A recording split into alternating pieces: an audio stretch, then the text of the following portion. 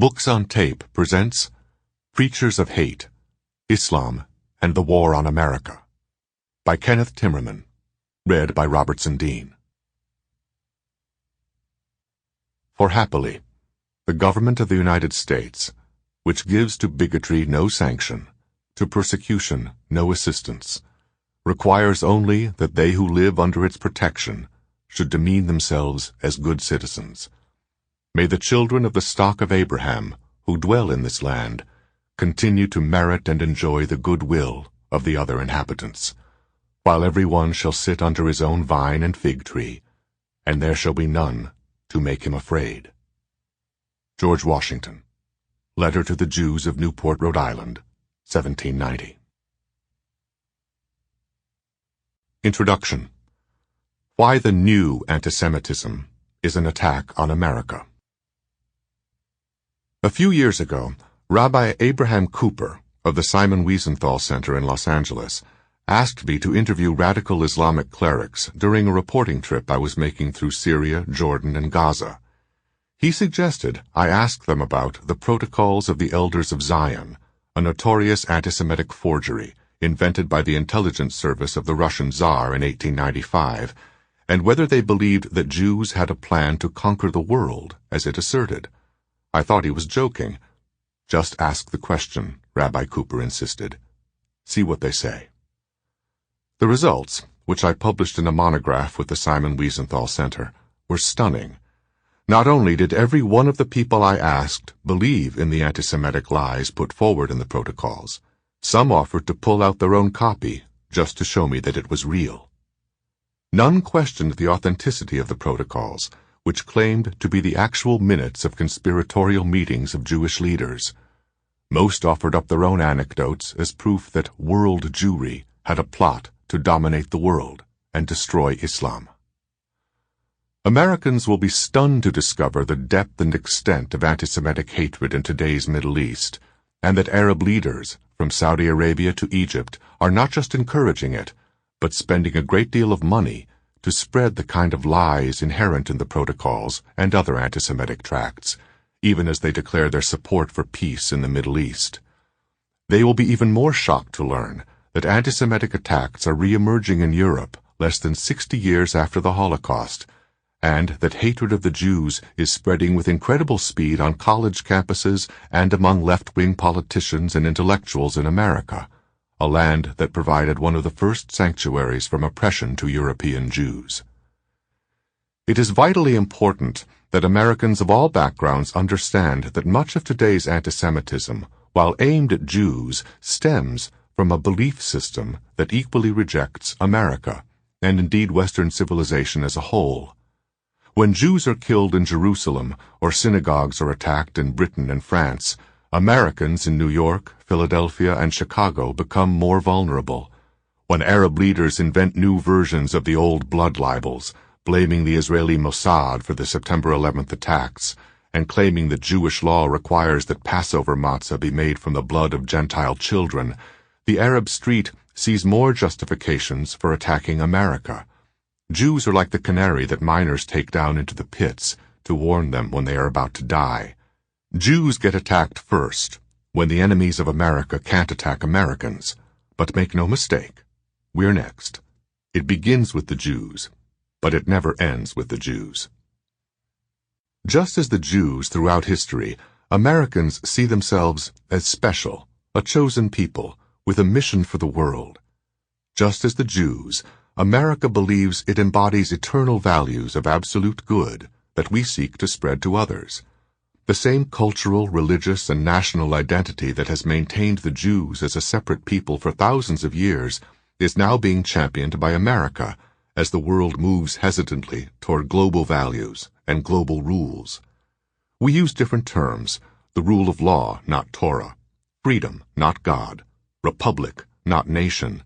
But the absolute and transcendent nature of the concepts underpinning the American way of life are obvious, and present a constant challenge to other peoples with competing and less successful ideologies. If you hate the Jews, you must also hate America. Such is the simple logic of the anti-Semite when facing a complex world. Such increasingly is the logic of the Middle East. It is a message that is reinforced day in and day out by the official Arab media.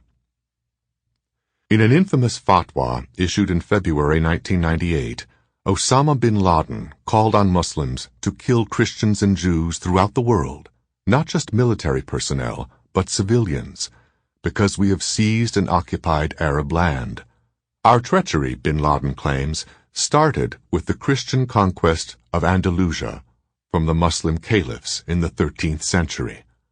On state-sponsored Al Jazeera television, portrayed complacently as the CNN of the Arab world by mainstream media organizations in the United States and Europe, bin Laden and Muslim preachers who openly sympathize with him spread their message to the Arab masses and intellectual elites. Murdered Americans are not victims, but oppressors, who are the legitimate targets of holy war, they argue. Those who die while killing us are blessed of Allah. For as long as they are physically capable, bin Laden and his followers will strike at America. To their mind, September 11th was just an opening act.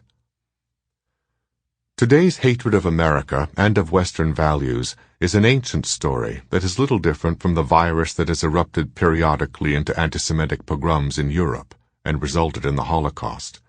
In one sense, the terrorists and their enablers in government and in the mosque are looking for someone to blame, a scapegoat. The Arab world shines for its lack of democracy, its political systems based on arbitrary rule, and the abject corruption of its leaders. Many young Arabs see nothing in their societies that appeals to their sense of pride, other than the dreams of a glorious past.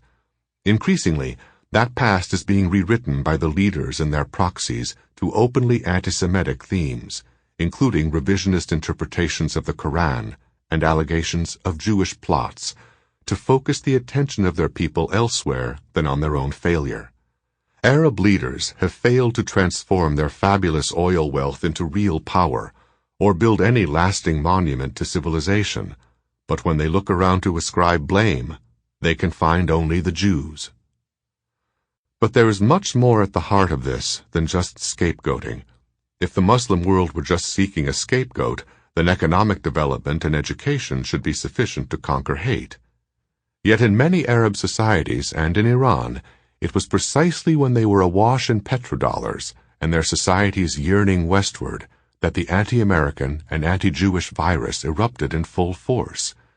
It was precisely to prevent that westward yearning, for which the Iranians invented a special term, garb azadegi, meaning besotted by the West, that Ayatollah Khomeini and his acolytes exhorted young Iranians to hate, identifying America as the great Satan and Israel as the little Satan.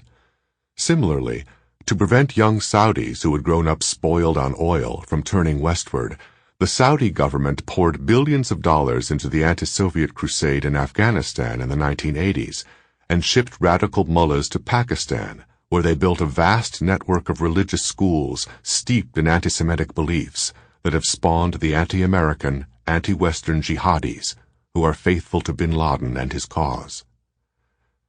Scapegoating, ignorance, underdevelopment, poverty, all have been used as excuses for the visceral hatred of Jews and America now rampant throughout the Arab and Muslim world. Yet just as with Nazi Germany, these explanations fall wide of the mark. It was not because of racism that Nazis hated Jews, but because of their hatred of Jews that the Nazis utilized racist arguments. The Jew hatred came first. It was, like all other forms of anti-Semitism, hatred of the challenges posed by Jews and Jewish values. With today's anti-Semites and anti-American fanatics, nothing has changed. The hatred and the rejection of others come first. The rationale can always be invented later. In November 1997, I made one of my periodic trips to Gaza. It had already been 4 years since the signing of the Oslo Accords, which granted Palestinian autonomy and brought Yasser Arafat and his PLO clique to Gaza to assume control. Yet during that time, little had changed. Despite hundreds of millions of dollars in foreign aid and international development assistance, the city's streets still turned into rivers of mud whenever it rained. The beachfront was awash with sewage and trash, and the only new buildings that had gone up were government offices and villas. Sample complete. Ready to continue?